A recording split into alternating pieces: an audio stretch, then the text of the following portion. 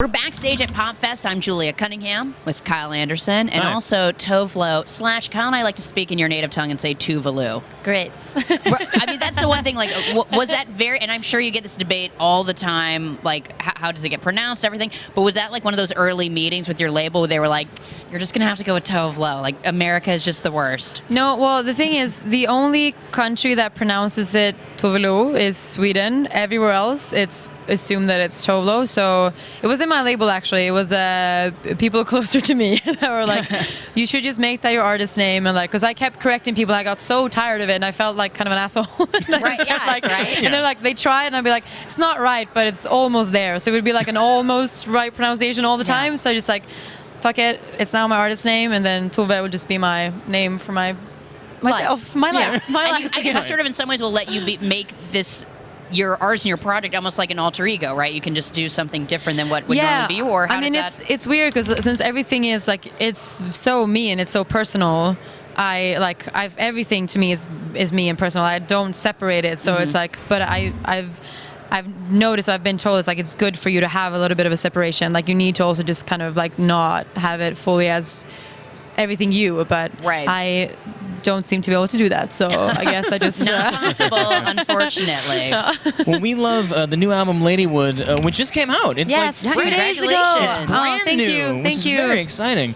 So how this time around do you feel like you worked differently? Like do you feel like that now that you've had a little bit of experience that you sort of, it was a different type of recording process? Yeah, it wasn't the same kind of sort of just like, what's going on? I'm releasing a record. Like, what's happening? Because the first one, it happened so fast, and like I had a lot of songs, and because I've been writing my whole life, but you have only like a few months to write your second one. So, but the thing is, I had so much to like get off my chest after these like past 2 years of just madness, like amazing madness. But so it wasn't like a hard album to write. It was just like very emotional and intense, and I knew really well where I wanted to take it. So I worked with the same people that I'm really close to and work a lot with, the Wolf Cousins sort of collective that I'm signed to, and it was just like a very like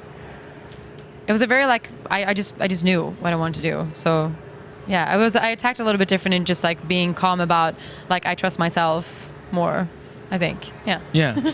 Did it feel differently getting back into the studio after being just out on the road for so long too? Like, does it feel like you had to get used to that again? I mean, I don't think I was in one place more than like 4 days, and then we'd be on to the next. Like, it was always like moving. So after a year and a half of that, and just kind of like stopping and like, I wasn't really. I mean, I spent like 1 month in Sweden, then I went to LA, spent 1 month there, and then I went to Nicaragua and I camped in the day. So I still like traveled around, but it was like in sections, and I didn't have to do like a bunch of million things. It was all about writing, which I really needed, and it was kind of an amazing thing, really. But I mean, after a while, I get like, all right, get me in there. When are we going somewhere? Time to hit the road again. Well, like even that is like that writing process is different for you because you're right. Like you worked so hard for that debut album, and then you're like, oh, gotta get the second one out. Like, did it feel differently? Like, did it feel more rushed? Like writing it? Like, did it feel like a lot more was coming out of you? I think I never felt rushed. I was more just eager. Like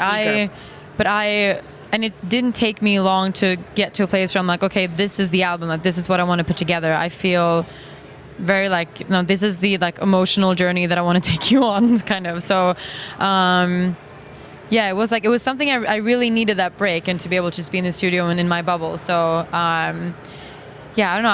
I can tell that I'm a lot like just like more relaxed in because with the first album, everything was so new. Like I'd never done any of it ever before. So like first time, doing these kind of things, I seen an interview and like everything was so new to me, and I didn't know how to tackle it all, I guess. And now I'm just like, I'm way more relaxed and calm in that. But the music has always been like, it's always been there with me. That's the one place where I feel like fully 100% confident. So Right.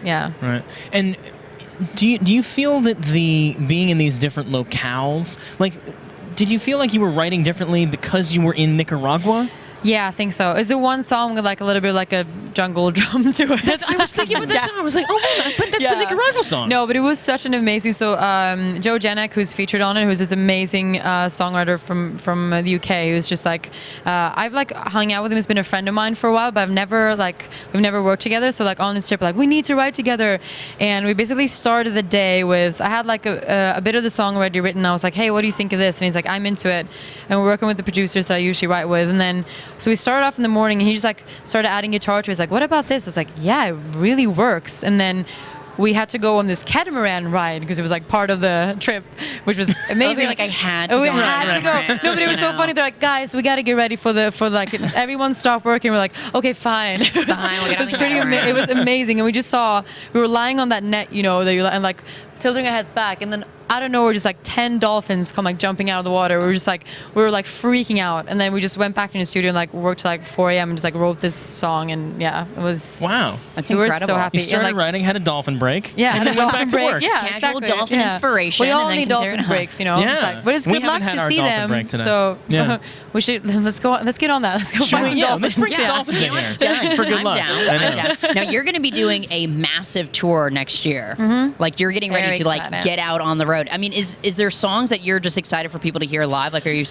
I mean, yes, I've played a few of them on the Maroon 5 tour that we just finished, and it was just so fun to play the new material. Like, Yeah, I mean, and I have people love respond instantly. Yeah, and I love playing, the ones that I know the fans know and feel. But I can, I'm super excited now that it's out, so I can like, for the next tour, we'd definitely be like rehearsing all of them and getting everything ready. And I can't wait. I'm really excited. Yeah, it's congratulations on the new album, which is out Thank now, you. and happy belated birthday Thank too. you, It's thank you. your birthday, which is incredible, and we'll bring you more from PopFest. So thanks for hanging out.